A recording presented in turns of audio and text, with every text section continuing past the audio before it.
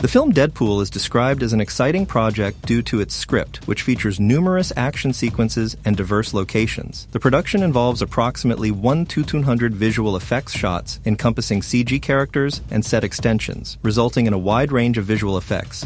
After an intense car crash, the character, Colossus, aims to bring Deadpool back to the mansion by handcuffing him. Given Deadpool's ability to regenerate body parts, he cuts off his own arm to escape, a scene notable for its graphic depiction of blood. The visual effects team embraced the intensity of the blood spray, pushing boundaries to enhance the scene's impact.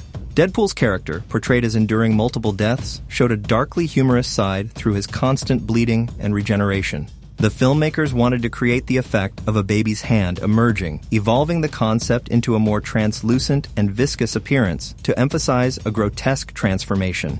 This growth of the hand is significant in the story, particularly when it caresses a blind character named Al, who cannot identify it. The narrative explores the question of when Deadpool will mature and fully embrace his powers as an X-Man. One of the challenges in adapting comic book characters to film is accurately representing their physical appearance. Colossus, previously depicted with shiny skin in earlier films, is portrayed as an enormous metallic behemoth standing 7 or 8 feet tall, which adds to his allure.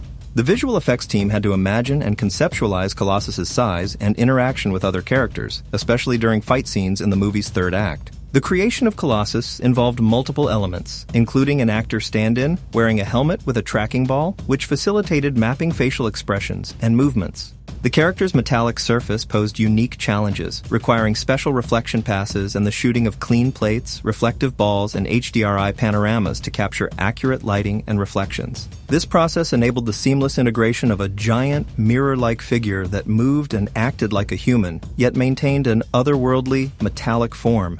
The director, Tim Miller, was particular about Colossus's metal texture, incorporating fine scratches, distress marks, and a rainbow effect from anodizing metal, making the character visually striking. The punch bowl scene marks a pivotal transformation moment for Deadpool as he shifts from Wade Wilson to his altered self. The visual effects team had to reverse engineer a mutating effect for this transformation, drawing inspiration from mushroom spores exploding and footage of decaying meat played in reverse, which created a disturbing yet effective visual. Deadpool's mask presented another set of challenges. Initially, there was hope that facial expressions would show through the mask's design, but the hard shell prevented it. The Weta team made a significant contribution by creating over 250 facial shots of Deadpool, incorporating nuanced expressions that effectively enhance the character's personality. In the climactic act, the heroes enter a scrapyard setting filled with scrap metal where the fight scenes unfold. The production employed a layered approach, utilizing a real actor and CGI to coordinate complex fight sequences, particularly between Colossus and Angel Dust, which involved rehearsed choreography and timing that was later replaced with digital doubles. Actress Gina Carano faced the unique challenge of fighting a CGI character likened to dancing alone, requiring precise timing and rehearsal. The fight scenes on the flight deck of an aircraft carrier were meticulously designed, featuring a gimbal platform that tilted and moved to simulate instability. This physical set, combined with wirework and green screen, created a dynamic environment for the actors to work in. The final collapse of the metal structure required complex visual effects to realistically depict a massive carrier crashing, while maintaining the weight and physicality of the scene. The character Colossus is portrayed as a tender-hearted individual, sensitive to violence, which is expressed through a unique visual of him vomiting a metallic liquid blend representing his internal struggle. Director Tim Miller's background in animation and visual effects provided a deep understanding of the detailed work required for each shot, maximizing visual impact despite a modest budget by combining practical and digital effects efficiently. The film's soundtrack, created by Junkie XL, Tom Holkenborg, blends traditional superhero scores with modern, energetic electronic music, reflecting the film's combination of action, comedy, and drama. The music is designed to complement Deadpool's outrageous character and the film's tone, drawing from influences of 80s and 90s music while matching the frenetic pace of the movie's opening sequence and key emotional moments. Holkenborg developed themes for characters like Vanessa and Colossus that recur throughout the film, creating a musical narrative that supports the story's shifts in tone. The antagonist Ajax's theme contrasts with darker, colder electronic sounds, emphasizing his role in the plot. The film stands out in the superhero genre through its unique tone, which integrates hyper-violence and hyper-comedy with fourth-wall-breaking humor and pop culture references. The filmmakers acknowledge Deadpool's unconventional and unpredictable nature, offering vast narrative possibilities and more characters from the Deadpool canon for future movies. Ultimately, the film's blend of irreverence, technical innovation in visual effects, and a modern, anarchic musical score creates a memorable and distinctive addition to the superhero film landscape, inviting audiences into Deadpool's chaotic world with humor and spectacle. The creators hope the movie is just the beginning of many more Deadpool stories to come. Wade bet on himself to die, calling out his mother with bitterness and frustration, mocking the notion with determination that he would live until 102 and then die like the city of Detroit. Weasel felt sorry, confessing his desire to win money. The man behind the scenes called Cut, explaining Deadpool's focus on the character Weasel, a handsome man with glasses who seemed a magnet for cats and was genuinely caring and sweet. Deadpool's story involved Wade Wilson transforming into an immortal figure. T.J. Miller described Weasel's emotional journey as a roller coaster, showing how deeply the events had impacted him. Deadpool was portrayed as a character walking a tightrope between good and evil, with a morality that was often gray, siding with the good guys, but not always. The character was unlike any other in the X-Men or broader comic book universes, offering a distinct tone that was refreshing and entertaining. This unique voice made Deadpool a gift for writers.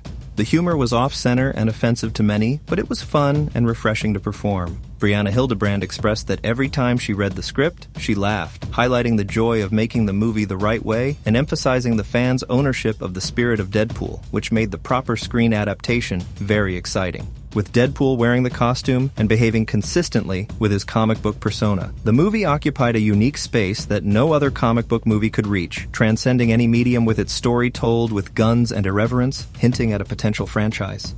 In 1991, Marvel dominated the comic landscape and sought new characters, which led to the creation of Deadpool. Rob Liefeld introduced him in New Mutants as a red and black clad mercenary armed with swords, guns, and numerous pouches, intended to challenge the burly character Cable. Deadpool was a mercenary tied to the same program as Wolverine, who was known as Weapon X. Liefeld learned there were no previous characters named Weapon 9, making Deadpool unique. The character stood out by breaking the fourth wall and having a satirical tone. Fabian Nicieza recalled that Rob Liefeld wanted a challenge different from Cable's usual opponents, resulting in Deadpool being faster, more acrobatic, and given freedom in dialogue. The character's origin likened Wolverine to Schwarzenegger and Deadpool to Danny DeVito. Nicieza described creating Deadpool as a Spider-Man-type character with quips and sarcasm, but with a darker tone, turning him into a wisecracker.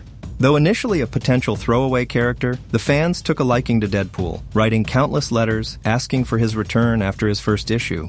Joe Kelly aimed to add layers to Deadpool and ensure his evolution over time. Kelly saw him as a nihilist on the surface, indifferent and self-aware of that indifference, which fueled much of the humor in the comic. Ryan Reynolds first encountered Deadpool around 2004 when he received comics that made him fall in love with the character's world. He portrayed Deadpool in X-Men Origins Wolverine, although this version differed significantly from the comic character, not truly representing Deadpool, but rather another character sharing the name Wade Wilson. After Wolverine Origins, Reynolds leveraged his influence to get Deadpool optioned for a standalone film, seeking to make the movie authentic to the comic tone and essence, turning Deadpool into the merc with a mouth. T.J. Miller highlighted the desire to preserve the character's core elements, character, and tone, even though stories evolve, which was reflected in this new film's close adherence to the comics. Tim Miller, the director, had a personal connection to the character and a deep understanding of the comic world, which helped him bring Deadpool to life authentically.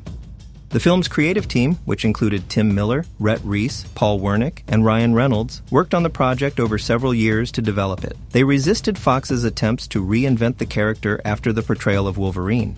Paul Wernick explained that Deadpool resonated with them as a complex anti-hero caught in a shame spiral, self-deprecating and self-loathing, which inspired their writing approach. Rhett Reese initially pitched a non-origin story, but Ryan Reynolds insisted on including Deadpool's origin, resulting in a merged approach that balanced both ideas. Ryan Reynolds described Deadpool as a morally flexible Canadian mercenary battling cancer and hideously scarred elements that studios often hesitate to showcase but were integral to the character. Reynolds was seen as perfect for the role, embodying Deadpool's rogue, badass qualities and unparalleled quick wit. His wide appeal and charisma made him an ideal lead. The cast and crew noted Reynolds' boy-next-door charm, paired with a nasty edge, complemented by his juvenile sense of humor. Reynolds personally resonated with the character, often joking that he had already cast himself through his mannerisms. When Tim Miller joined the project, Fox tasked him with proving the movie's feasibility. Miller created a phenomenal 2-minute proof-of-concept fight scene inside an SUV, demonstrating the style and spirit of Deadpool they wished to bring to the screen. This footage, though initially intended only for Fox executives, leaked online, sparking a huge fan reaction and demonstrating the possibility of a faithful Deadpool film. The leak generated overwhelming support from fans on social media, which helped assure the studio that making the movie was the right decision despite its risks. The creators denied leaking the footage themselves, but acknowledged the fan connection it fostered. The Deadpool team remained heavily involved on set, committed to capturing the authentic tone and world of the comics while bringing the story to life. The film's success was rooted in understanding and respecting the character's essence, backed by a passionate fan base and a dedicated creative collective. Jeremy belongs to a group of men who take money to beat someone up. Little Megan is not wealthy, but Jeremy has a soft spot for her. The story begins with Wade Wilson, introduced chronologically as a mercenary for hire, motivated mainly by financial gain. Wade lacks superpowers and is diagnosed with terminal cancer at a point in his life when he is trying to become a better man and has found love with Vanessa. Running out of options, Wade turns to Ajax for healing. The transformation leaves Wade a broken man with a scarred face, but he possesses incredible regenerative powers that make him effectively immortal. Wade is established as congruent with the comic canon, a physically capable, cocky man with a sharp mouth and a sometimes abrasive personality. Wade is described as an overgrown child, a romantic, and a lunatic, creating a character who is both punchable and oddly endearing. Humor is a key trait, given his erratic and unpredictable nature. Because the movie is an origin story, the filmmakers felt the need to explain how Wade got the name Deadpool. Deadpool is portrayed as a betting pool on who will die first, a tradition upheld in the comics where Wade is aware of being in a comic, breaking the fourth wall, and commenting on the story itself. This meta-awareness allows great storytelling freedom. Throughout the film, Deadpool interacts with various characters, referencing real-life actors such as Ryan Reynolds and Hugh Jackman, while poking fun at superhero tropes and other X-Men characters. Vanessa, played by Morena Baccarin, is Wade's love interest, a brilliant, sexy, and dangerous woman with a tough background like Wade's. Their relationship is grounded in their shared flaws, and she is portrayed as a strong, witty survivor who owns her space without ever being the damsel in distress. Weasel, Wade's best friend, and an arms dealer who owns a mercenary bar called Sister Margaret's, is played by T.J. Miller. He represents a natural foil to Deadpool and was a choice that fit well with Miller's comedic style, often improvising lines on set. Blind Al, Wade's elderly blind roommate, has a complex love-hate relationship with him. She cannot see Wade's scarred face, which was intentional for the character, and she dishes out sharp emotional jabs despite her blindness. Leslie Uggams portrays Blind Al with a committed and intense energy. Colossus is portrayed as the responsible conscience of Wade, a Russian X-Men member who attempts to recruit him while serving as a moral foil. He is a straight man to Deadpool's lunacy and serves as a figure pushing him toward the heroic path. Negasonic Teenage Warhead, alongside Colossus, acts as a typical teenage foil, super cool, unimpressed, and intolerant of Deadpool's antics, creating humorous tension. Her character's powers were altered from the comics, with permission from Marvel to suit the film's tone. The antagonist Ajax, portrayed by Ed Skrein, is the villain behind the operation that transformed Wade. He lacks nerve endings, so he cannot feel pain, and he aims to create super slaves rather than superheroes. His method involves torturous physical and emotional abuse, making him a terrifying figure. Angel Dust, played by Gina Carano, was added as a visually spectacular female adversary with a strong physical presence. Her character becomes an opponent for Colossus, and a complex figure emotionally tied to Ajax. Stan Lee makes a cameo in an unexpected location, enjoying his scene so much that he wishes to see more of Chastity, a character introduced in the film. The film stands out among superhero movies for its irreverence and self-awareness, frequently breaking the fourth wall multiple times. The actors relish the opportunity to be mischievous, R-rated, and irreverent in a way that satirizes and pokes fun at the traditional seriousness of superheroes, making the production a unique and enjoyable experience. The viaduct sequence was originally created as part of the test footage to illustrate a different kind of filmmaking. The idea presented to Fox was to demonstrate how a big-budget superhero movie could be made using this methodology. The impressive pre-visualization, complete with final motion capture, stunts, and performances from all actors, was shot with multiple cameras, edited together, and enhanced with sound effects and music to help determine whether the concept would work. The original sequence, coordinated and performed in motion capture 3.5 years earlier, allowed the lead actor to do all the acting himself. When it was made, fully CG shots were not as common as they are now, with visual effects advancing rapidly. The test footage set the tone and helped the team understand the project's direction. The sequence, initially called 16 bullets but reduced to 12 bullets due to budget constraints, revolves around the unique challenge of the protagonist having only 12 bullets to use during the fight. Unlike typical superheroes who are always prepared and smarter, this character often finds himself at a disadvantage, but compensates with the ability to regenerate and avoid death, which changes the stakes of the fight dramatically. The film revisits this sequence multiple times, requiring significant narrative depth to support it. The pre-visualization of the sequence was so crucial that it helped secure the entire movie's production, providing high-quality reference material used throughout. The director, a strong advocate for visual and performance capture, preferred to create pre-visualization with actual performances rather than animatics, ensuring a realistic and natural theatrical flow in the actors' movements and timing. The opening title sequence served as the starting point of the pre-visualization process, depicting a frozen moment with tumbling cars to immediately immerse the audience in the film's world. The challenge was to define the characters and that frozen moment before executing the full car chase pre-viz, ensuring perfect matches between the initial poses and the live-action sequence. The teaser was fully CG, but most of the actual freeway sequence was planned to be live action. To achieve this, the team shut down the main artery of the largest freeway in Vancouver for several hours, closing one side of the bridge connecting the suburbs to the city. Practical shooting was preferred extensively to avoid the artificial feel of green screens. The freeway sequence required enormous planning, timing, and rehearsal, with 30 stunt personnel, alongside crews for special effects, explosions, and visual effects. Due to limited shooting hours, all preparations had to be wrapped within 15 minutes. The previs, which mapped out all the action, was essential in coordinating bullet impacts on cars, body hits, blood effects on stunt performers, and the infrastructure for water and smoke effects. The bullet hits were executed with small explosives combined with blood bags under costumes and carefully timed to the stunt performers' movements, ensuring seamless integration of act. Highly trained stunt doubles with acrobatic and martial arts skills were found to replicate the character's unique movements. 2 experienced performers learned the character's walk and combat style, contributing to the realism and intensity of the action sequences. The lead actor also performed many stunts and physical comedy routines, with doubles brought in only for particularly difficult moves. Efforts were made to ensure that the audience could not discern when doubles were used by mimicking the actor's unique physicality.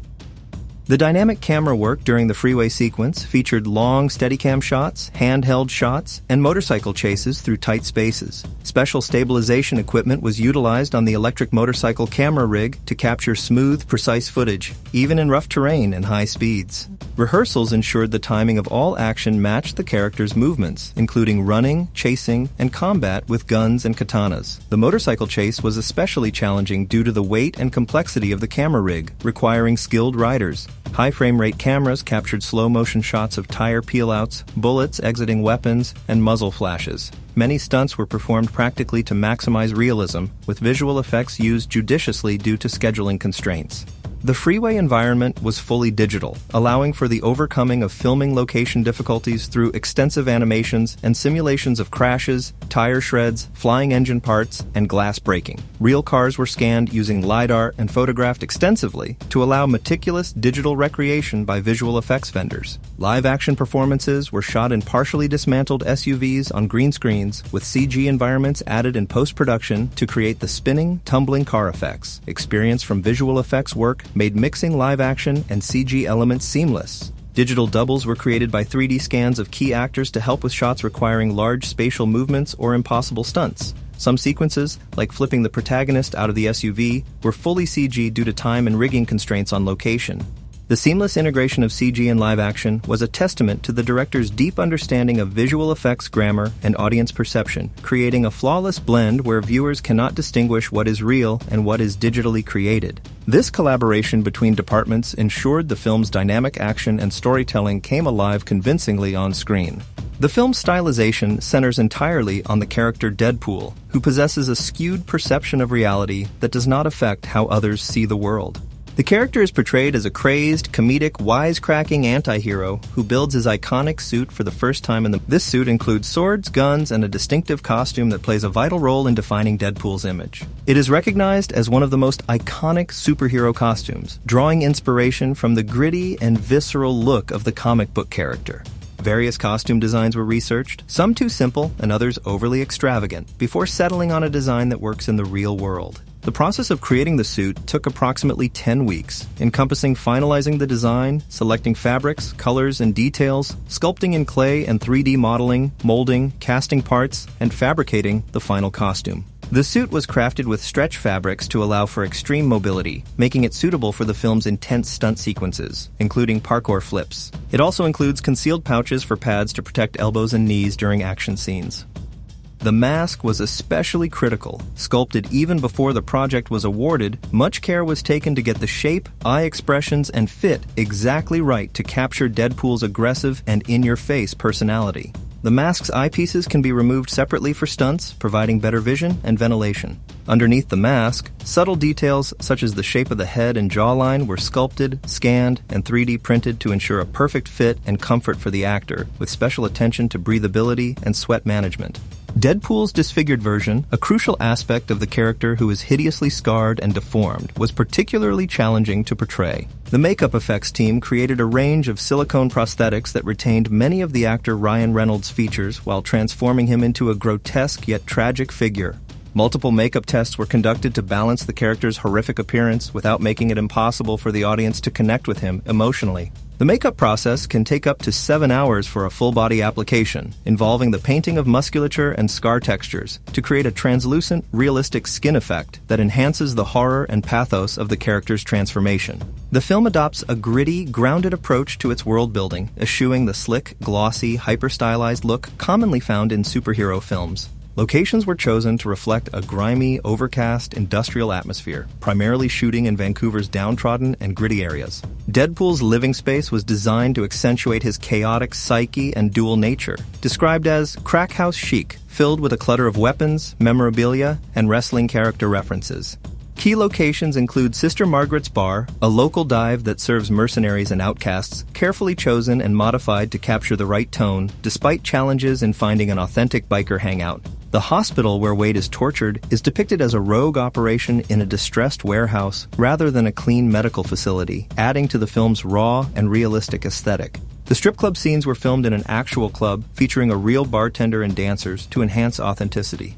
A scrapyard battle was shot in a specially created set inspired by Malaysian shipbreakers, constructed from dozens of truckloads of scrap boats, planes, helicopters, and buses arranged creatively to resemble a massive junkyard. The filmmakers aimed for realism to enable viewers to connect with the story and characters on a more genuine level, differentiating the film from more stylized superhero narratives. Pop culture references, a defining aspect of Deadpool's character, were carefully integrated to emphasize his role as an aficionado of music, movies, TV, comics, and his own meta-comic book world. These references enrich the character's dialogue and humor, contributing to the film's distinct tone. Overall, every element, from costume design and makeup to location and character portrayal, was approached with a focus on authenticity and detail to create a believable, immersive Deadpool world that fans would find cool, engaging, and enjoyable.